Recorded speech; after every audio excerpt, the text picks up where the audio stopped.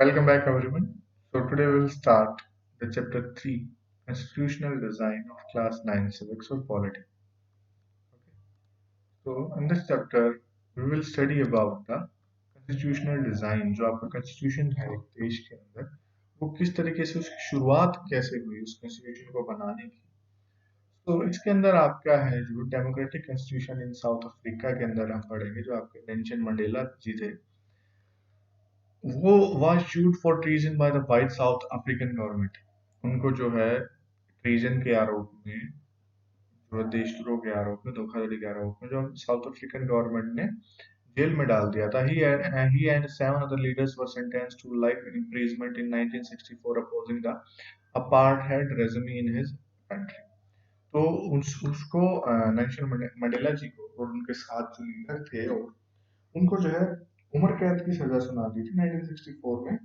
अपार्टहेड था एक अपार्टहेड यानी कि जो ब्लैक और व्हाइट लोगों जो भेदभाव होता था काले और गोरे का मोस्टली कंट्रीज में अफ्रीका में आपका चल रहा था। उस टर्म को अपार्टहेड कहा जाता है जो कलर के बेस पे जो भेदभाव किया जाता है डिफरेंशिएशन किया जाता है तो that is called apartheid. So he spent the next 28 years in South Africa's most dreaded prison, Robben Island।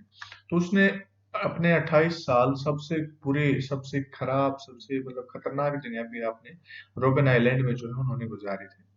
तो इन्होंने कहा था कि I have fought against white domination and I have fought against black domination. I have cherished the idol of democratic and free society in which all persons live together in harmony and will with equal opportunities. It is an idol which I hope to live for and to achieve, but if needs be, it is an idol for which I am prepared to die।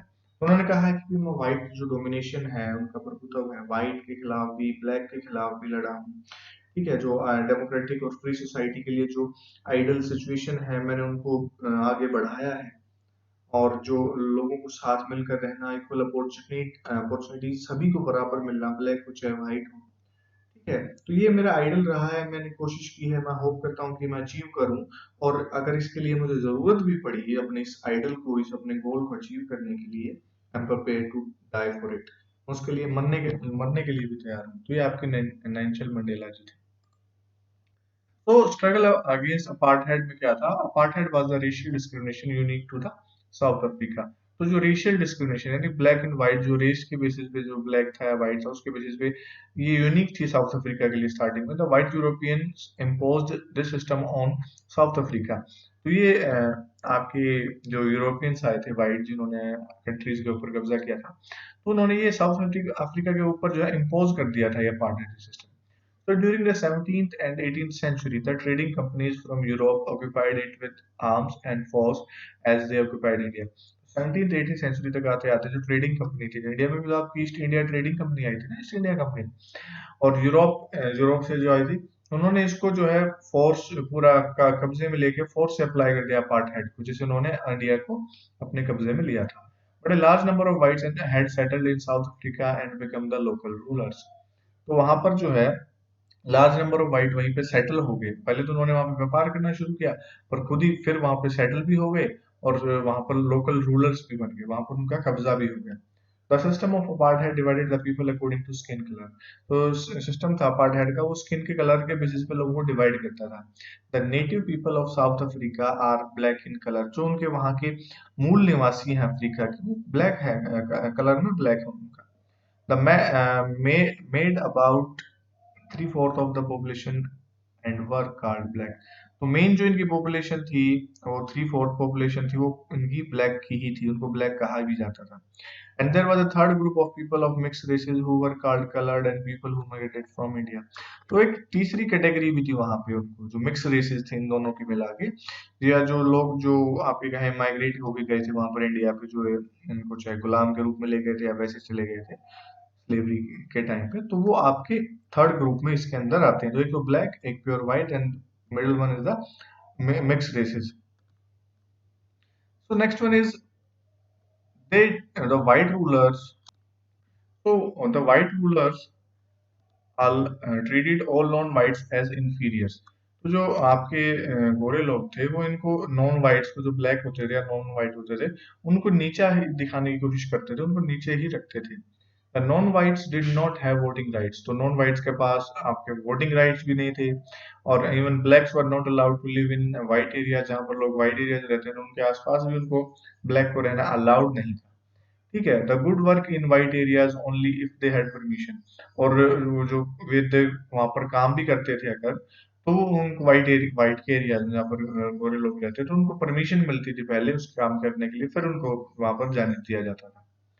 Trains, buses, taxis, hotels, hospitals, schools and colleges, libraries, cinema halls, theaters, beaches, swimming pools, public toilets were all separate for whites and blacks.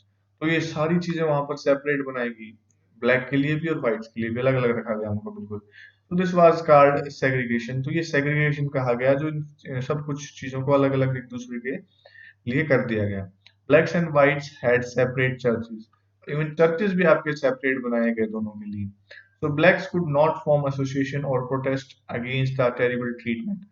तो जो है blacks आपके association भी नहीं बना सकते थे, even protest भी नहीं कर सकते थे उस टाइम पे, जो उनके साथ इतना बुरा ट्रीटमेंट किया जा रहा था उसके लिए।